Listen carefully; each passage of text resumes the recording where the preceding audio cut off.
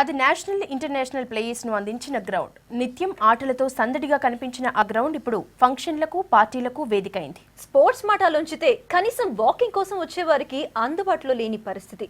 మరోపక్క గ్రౌండ్ పై కబ్జాదారుల కన్ను పడింది. ఇది ఖమ్మం నగరంలోని పెవిలియన్ గ్రౌండ్ ప్రెజెంట్ సిచ్యువేషన్.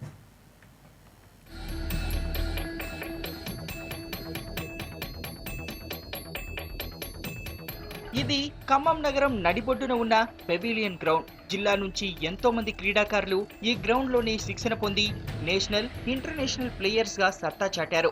క్రీడాకారుల ప్రాక్టీస్ కోసం ఏర్పాటు చేసిన ఈ గ్రౌండ్ 10 ఏళ్లుగా ప్రైవేట్ కార్యక్రమాలకు వేదికగా మారింది. ఎవరికి వారుగా పార్టీ సభ్యులు ఫంక్షన్స్ కోసం గ్రౌండ్ ను వినియోగించుకుంటున్నారు. అది సరిపోదన్నట్లు గ్రౌండ్ ల్యాండ్ వాల్యూ పెరిగిపోవడంతో దీనిపై కబ్జాదారుల కన్ను పడింది.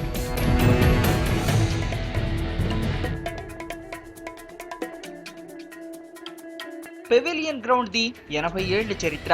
బ్రిటిష్ కాలంలో అప్పటి మున్సిఫ్ వ్యాయామం కోసం దాతల సాయంతో 50 ఎకరాల్లో గ్రౌండ్ ను ప్రారంభించారు.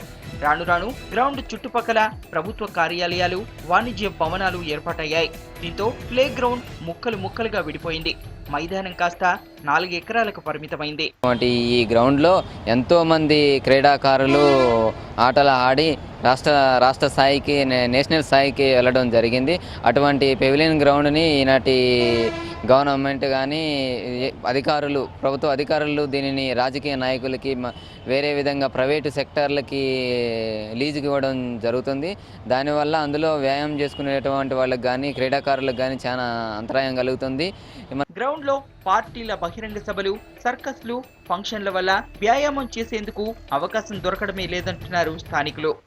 మరి చిన్నపిల్లలు ఆడటానికి అక్కడ చాలా ఇబ్బంది అవుతుంది. ఎందుకంటే అది సర్కస్ల కానీ, ఎగ్జిబిషన్ కానీ, అది లేకపోతే అది కమర్షియల్ అయిపోతుంది. మొత్తం పిల్లలు చాలా అసౌకర్యంగా కలిగిస్తున్నారు.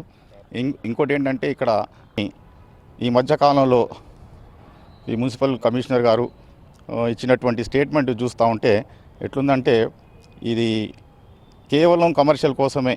ఇప్పుడు క్రీడా రంగానికి గవర్నమెంట్ ఎంతో ప్రోత్సహించేసి దీని గురించి బాగా డెవలప్మెంట్ చేద్దామనే ఆలోచనలో ఉంటే అలాంటి పరిస్థితుల్లో ఈ క్రీడా మైదానాన్ని మొత్తం కమర్షియలైజ్ అయిపోయి, మరోవైపు పెవిలియన్ చుట్టుపక్కల భూముల వాల్యూ భారీగా పెరిగిపోవడంతో గ్రౌండ్ పై కబ్జాదారులు కన్నేశారు. ఇది క్రీడా మైదానమే కాదంటూ కొత్త వాదన తెరపైకి తీసుకొచ్చారు. కబ్జాదారుల చేతిలో నుంచి గ్రౌండ్ ను కాపాడేలా చర్యలు తీసుకోవాలంటున్నారు స్థానికులు.